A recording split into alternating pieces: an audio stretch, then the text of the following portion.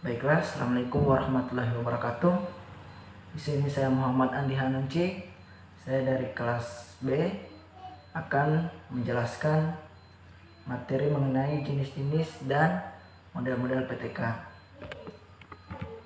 Nah, di sebelah kanan saya, Anda bisa lihat di sini ada jenis dan model PTK. Kemudian ada karakteristik PTK. Yang pertama itu didasarkan pada masalah yang dihadapi guru dalam instruksional. Kemudian yang kedua, adanya kolaborasi dalam pelaksanaannya.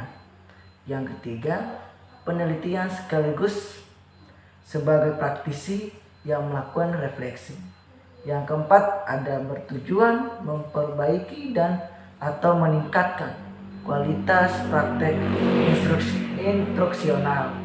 Dan yang kelima, dilaksanakan dalam rangkaian langkah dengan beberapa siklus.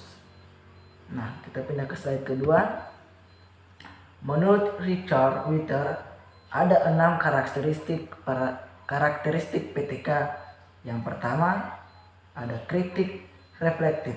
Yang kedua, ada kritik dialektif. Yang ketiga, ada kolaboratif. Keempat, ada risiko. Kelima, ada susunan jamak. Dan yang terakhir, ada internalisasi teori dan praktek. Kemudian ada jenis-jenis PTK. Jenis-jenis PTK itu terbagi ada 4. Yang pertama ada PTK diagnostik. Yang kedua ada PTK partisipan. Yang ketiga ada PTK empiris. Yang keempat ada PTK eksperimental.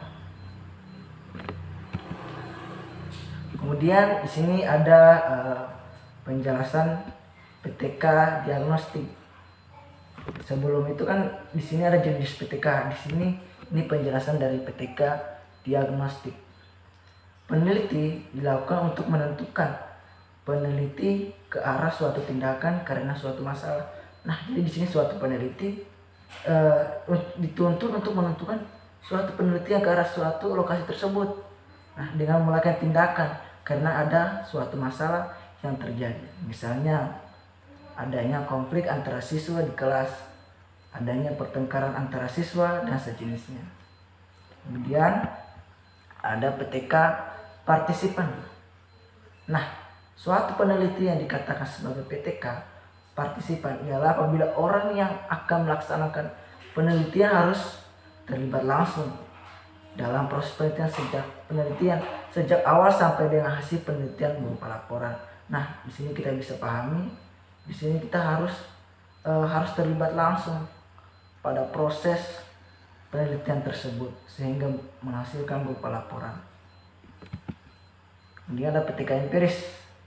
Nah, PTK empiris adalah penelitian berupaya melaksanakan sesuatu tindakan atau aksi dan membuat apa yang dilakukan dan apa yang terjadi selama aksi berlangsung.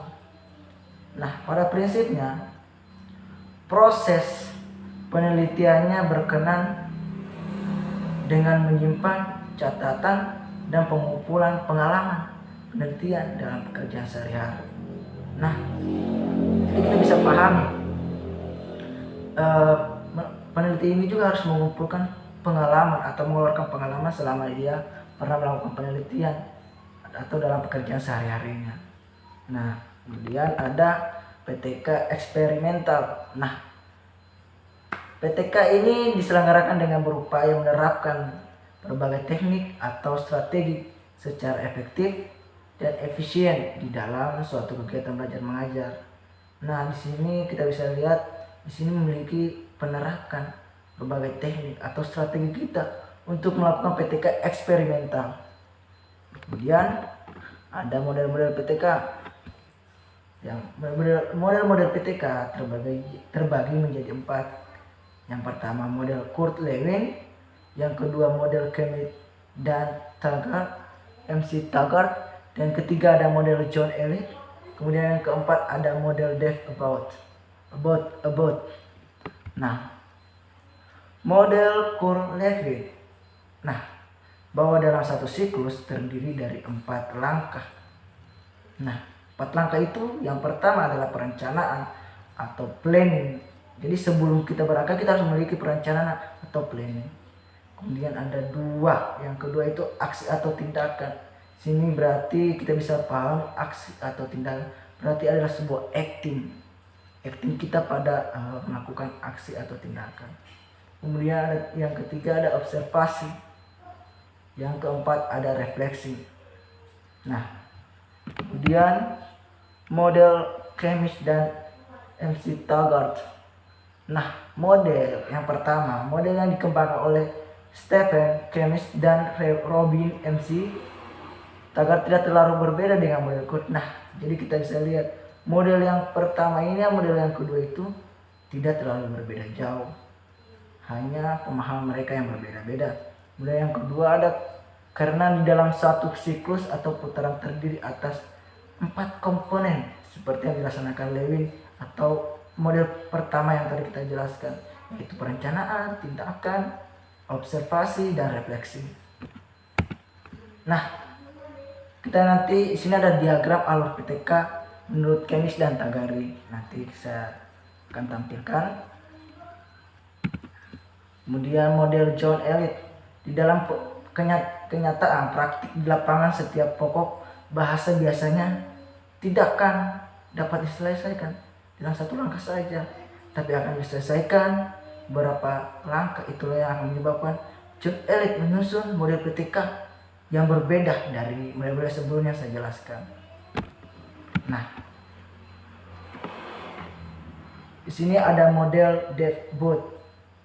Nah, yang pertama itu penjelasannya. Yang pertama adalah mempelajari model-model PTK yang dikemukakan oleh ahli PTK sebelumnya. Nah, jadi dia percaya dengan penjelasan pertama tadi. Kemudian yang kedua ada berpendapat bahwa model-model PTK yang ada seperti yang digunakan oleh John Elliott, Kennedy dan ada ini John Elliott. Kemudian yang kedua ada Abbott yang mengatakan bentuk spiral yang dilakukan oleh Chemist dan MC Taggart bukan merupakan cara baik untuk menggambarkan proses aksi atau refleksi dari model-model PTK. Nah, itulah presentasi dari saya. Mohon maaf jika penjelasan saya kurang baik. Saya akhiri. Assalamualaikum warahmatullahi wabarakatuh.